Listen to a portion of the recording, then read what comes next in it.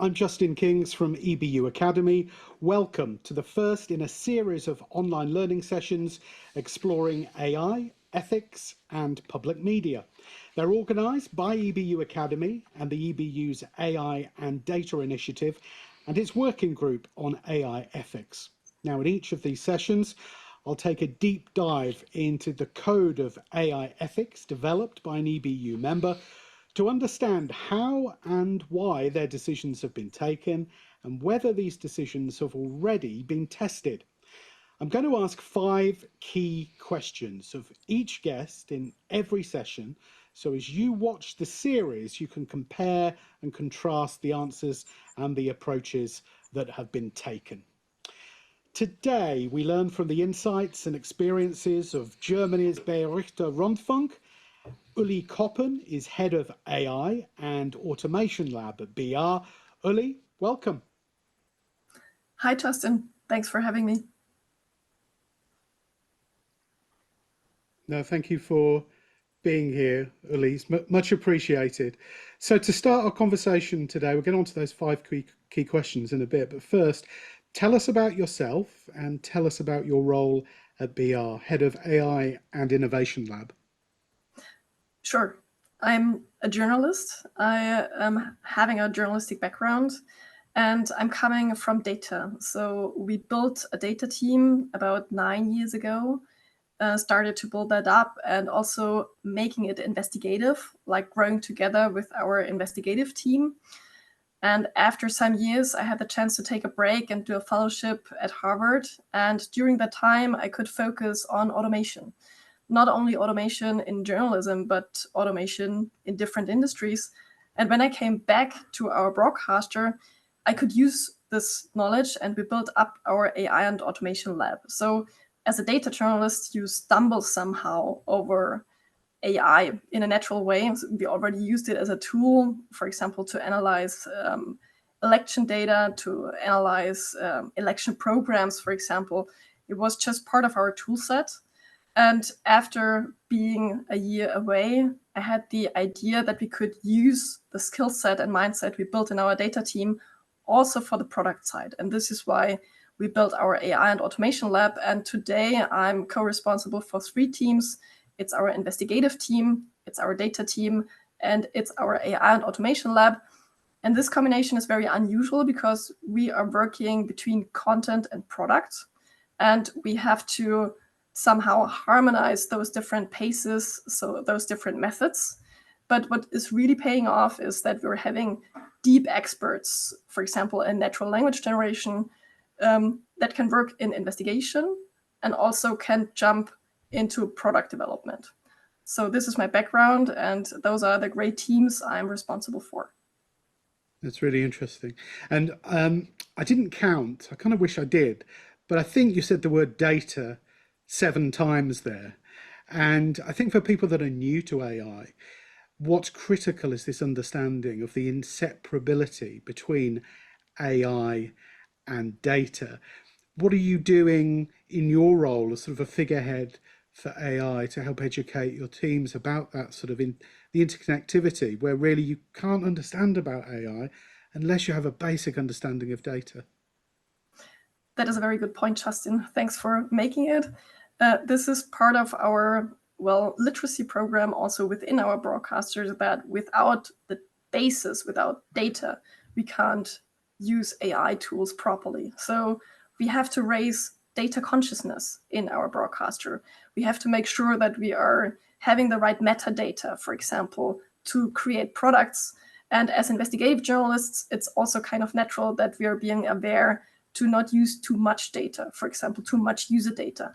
As a public service broadcaster, we think we have to be somehow in a data economy mindset. So we have to use the data we need to really fulfill our mission, but we have to be aware that we shouldn't use too much, especially when it concerns user data. And we're having data privacy as a big principle in our ethical guidelines. So both sides are important. And we'll move on to those ethical guidelines in a second. And I'll ask you the first of those 5 big questions that I talked about in the introduction to our session today. But before we move on to that, just to give us a bit more context, what's happening now at the AI and Innovation Lab? What are some of the projects, some of the work that you're doing that you can tell us about?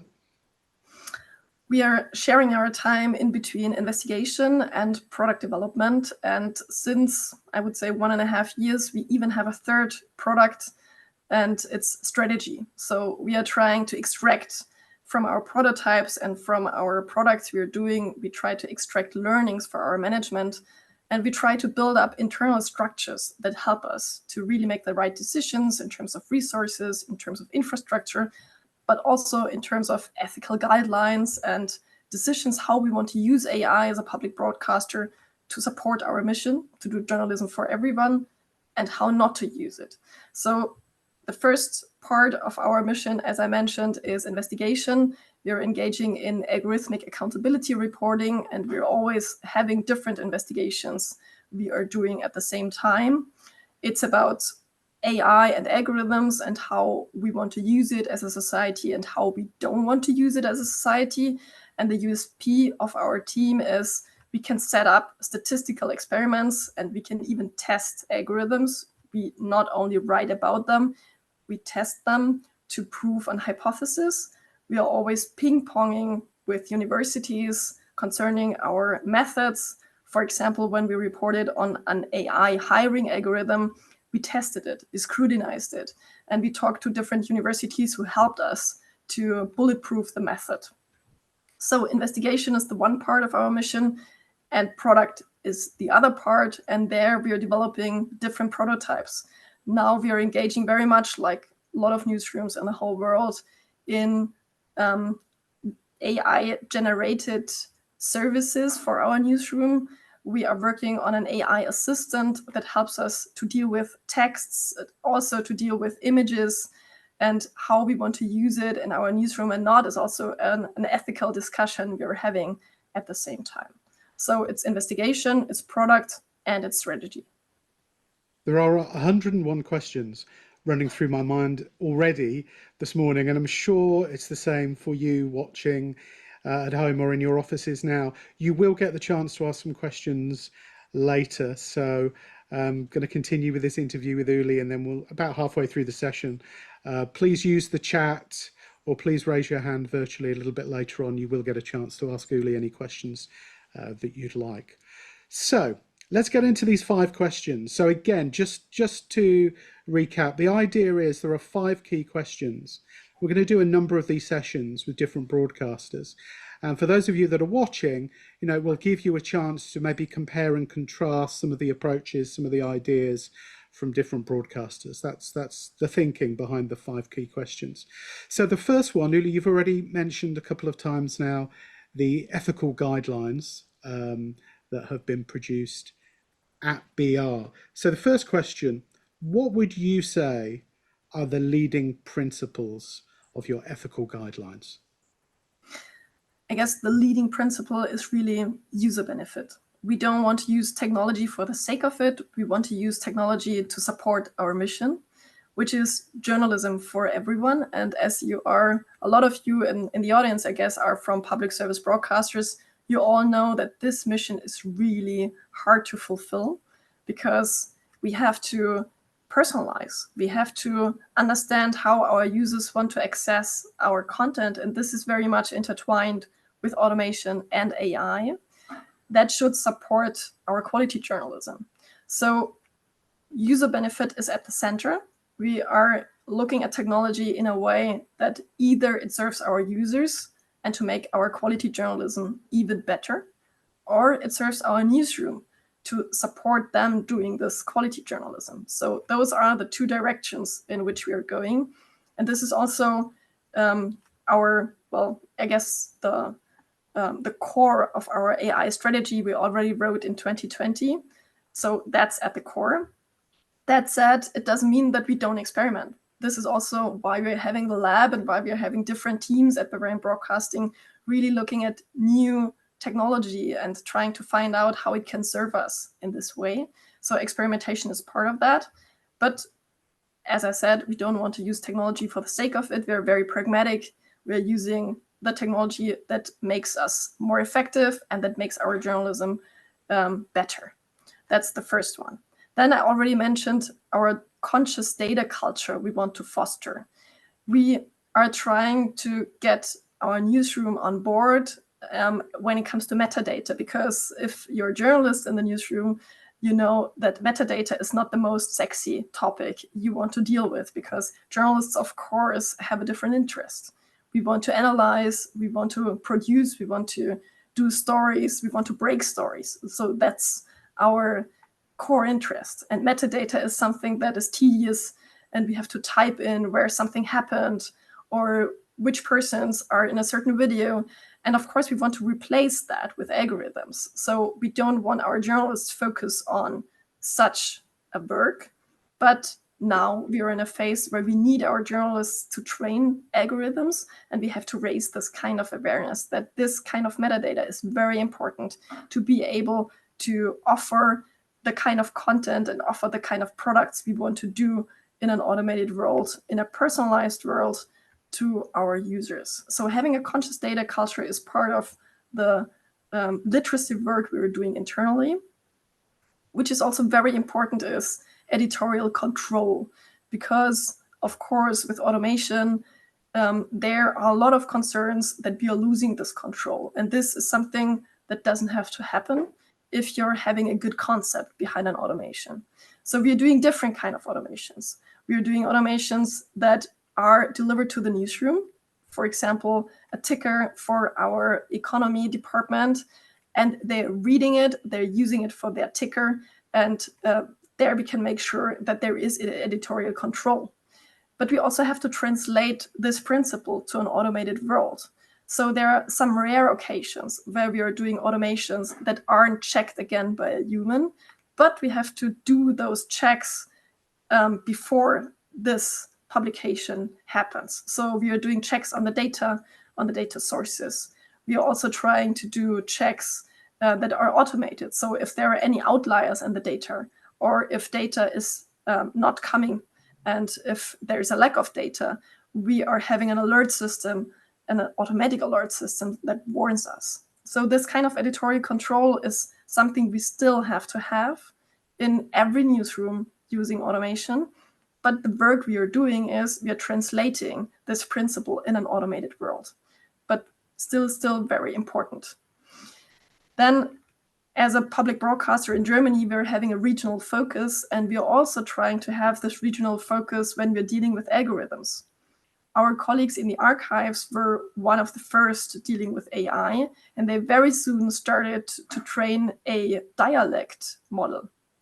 And sometimes it even creates some laughs when we talk about this project. It has a Bavarian name, and it's the reason why we are doing this is to really grant access to our content, because in the future, down the road, we can imagine that people will access our content more and more by voice.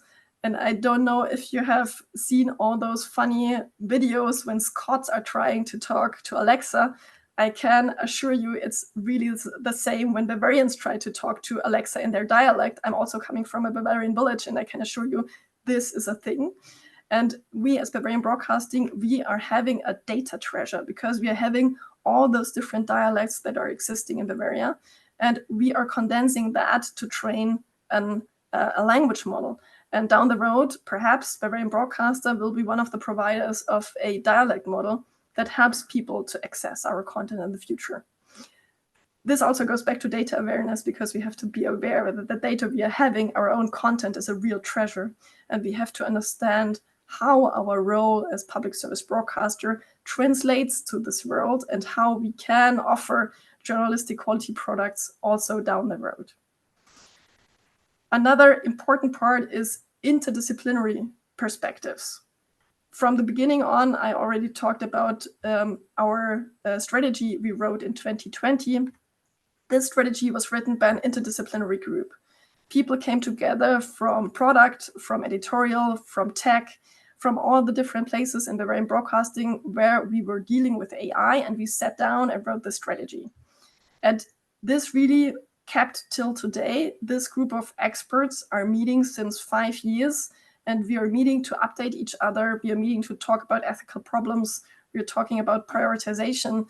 And this interdisciplinary focus is core for everything we're doing, and also our teams. Those 3 teams I've been talking about, I'm responsible for, they are deeply interdisciplinary. We're having people from programming, people from traditional journalism, also people from product, and we are all working together to integrate those perspectives into our products. And now it's an interesting time because we just are republishing our guidelines. The second version is coming up soon. Our CEO has to still sign it off. But in this new version, there is a new paragraph, and I think a very interesting paragraph. It's about precise description of AI, because during those years reporting on AI, we understood how difficult it is to really describe in simple words what an algorithm is, how it works and how it doesn't work, how it should work, and how it, well, pays back to society. And doing this work, we understood that a precise description is very, very important, because in a lot of reporting, reporters describe AI as a human-like creature, as something active, like an algorithm does, an algorithm thinks, likes or dislikes. And for us, it's very important to make this separation, to say, this is a technical procedure. We can describe in simple words how it works, and it's not a human. And we try to use the right words and also the right pictures to not make the illusion that we are talking to some kind of supernatural AI being, because this is part of our, I think, mission as public service broadcaster, to really raise literacy what AI is and what AI isn't. So this has been a big package, and I hope we can talk about that. We can unpack that together, Justin. No, it's great. You talked about journalists at the start of your answer. You talked about people working in the archive section. Then you talked about the sort of multidisciplinary approach. I'm wondering, how would you rate the sort of the culture at BR regarding AI? I'm imagining, like anywhere, you'll still have members of the team who don't understand AI, feel threatened by AI, are scared by AI. I mean, what's the work you've been doing to, alongside the teaching of AI literacy, to start to change the culture and create a positive culture towards AI? We are trying to talk a lot to different people who come with us with concerns, also to our union, who are thinking about how does this change our working reality. And those concerns are real. I mean, this changes the way how we work, and it's important to have this conversation. And we are trying to be part of this conversation. We are trying to inject technology and also inject journalistical knowledge into this conversation. And I guess it's a very, very important part to really do this kind of conversation, have this kind of conversation. And of course, our broadcaster, Bavarian Broadcasting, and also German public broadcasting, that's a big, I would say, firm or organization. We are having 20,000 people working for ARD, which is German public broadcasting. And of course, we do have people who feel threatened. We, of course, still have people who are not getting in touch with AI because their daily work is completely different. But there are more and more people who are interested, and ChatGPT and also this hype around generative AI really made a big difference for us, because before that, we had to explain a lot what we are doing. And people were asking, is this even journalism, what you are doing, and why are you here?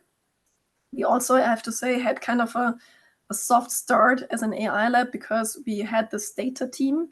And with the data team, we did a lot of this cultural work, like explaining how we can integrate data into journalism, how data really serves us as investigative journalists, and people who were collaborating with us already trusted us. So we had kind of a soft start. But nevertheless, there are still people who are having concerns, which is also a good thing, because then we can have a good conversation. Yeah, trust is a crucial word here, I think, isn't it? And you talked about conversations. That leads me to the second of our key questions: how you actually went about putting together your guidelines? How collaborative was this? To what degree did you build in staff's questions and concerns? Yeah, I talked about this group of experts. When I came back from Harvard, this group of experts was already sitting together, and I joined them, and we were writing our strategy together. And writing down how we want to use AI and not, we had a second list at the side. And there we gathered all the pitfalls, like what is perhaps concerning when we're using AI. And this list grew and grew. And after a certain time, we had the feeling that we are perhaps working on two products here. The first product is our strategy, and the second product are our ethical guidelines, how we want to use AI and how are we envisioning to really support our ethical standards as journalists and our mission as public service broadcasters with this technology. And alongside with the strategy were the guidelines. And in the beginning, this was only for us. And this group was as interdisciplinary as I described, like people coming from every corner, also legal. I didn't mention legal before, a very important part in this conversation. And we wrote those guidelines together in the beginning for us. And then when we had them, we had the feeling that it might be good to publish them. And of course, now it's a no-brainer because everyone publishes their AI guidelines, which is a good thing. But during that time, that was for more than 4 years ago, we decided to publish that, and we wanted to have this conversation. We wanted to have this external input, and it really worked out. So during those 4 years, we got a lot of external input. We went to a lot of conferences. We got in touch with scientists, with other journalists drafting their guidelines. So we had a very good conversation to bulletproof our own guidelines and to bulletproof our own thinking, and also practice. How can you think about AI concerning use cases as a journalist? And this is how we wrote our first version. The second version, as I said, is coming up in a few weeks. And the second version was primarily written by our AI lab, and we presented that to our internal experts. Those experts had the chance to give feedback, and we worked this feedback in. So this was also an interdisciplinary process, both in our team and with the expert group. And now it's coming up as soon as our CEO signs it off. Great. And I think in the chat, those of you watching, you've probably already noticed there is what I assume is the first set of your AI guidelines, Uli from BR in the chat. So if people want to have a look at that, obviously we recommend you do that. Maybe open it on your browser and have a look after the session today. You mentioned input from Harvard there, and you talked at the start of the session about connecting with universities to test some of the theories and tools that you're developing at BR. I'm just wondering, from your perspective, how important is it that public service media collaborates with academia, collaborates outside public service media at this stage as we develop and consider our use of AI? Oh, it's crucial. I think it's crucial that we look at other industries, that we look at scientists and talk to them, because they have more broad and more time to think about it as we have. And this is why we also founded AI for Media. This is a network we started beginning of this year, and this has behind this is the thought that we have to work with the scientists and have to work with other media houses in the world to use AI for journalism. We did a kickoff meeting in January, and we called it Science Meets Journalism. And we invited different universities from Germany. And we pitched to each other our projects. And what was very, very interesting is that scientists and also journalists are working with the same methods, but with different outcomes. So we spark conversations between different groups of journalists and also scientists. And we hope also that AI for Media, you can find that online, I can provide the link afterwards, will be a good foundation to do so. We are planning different hackathons, we're planning meetups, and we try to get those two communities together. And I think it's crucial to do so. As always, time goes so quickly during these interesting conversations. So I'm going to move on to our third key question now. Uli, which set some sort of real life context to the use of AI at BR and how your guidelines may have been tested. I'm wondering, what are the sort of real life challenges that you've faced within the organisation where you've had to, refer to the guidelines and maybe ask some questions to solve a particular problem or meet a particular challenge? Can you give us any examples? Yes, we're in the midst of such a challenge right now. As I said, we published our external guidelines and we were very happy with them because we had all those interesting conversations. But after generative AI took off, we also learned that this is not enough. We get a lot of calls and still get a lot of calls in our AI lab. How can I use this certain tool? I have this and this use case. Is it okay to use Midjourney or ChatGPT? And of course, this doesn't scale. We are a big organization. We are a small team. We can't do all the question and answering. And it shouldn't be the case that people really have to call someone. And this is why we developed our internal guidelines, and they are much more practical.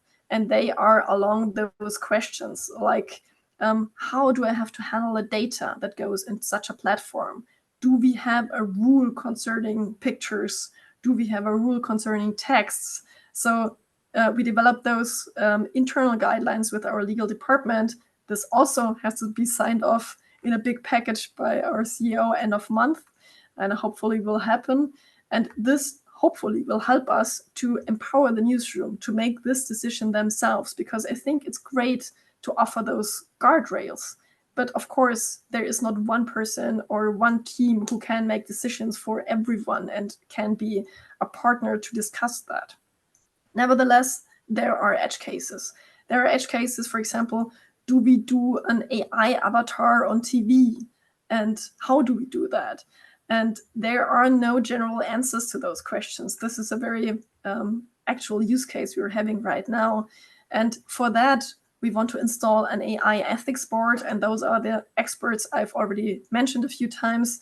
And those people really can discuss such use cases. So we developed a workflow that helps us hopefully to,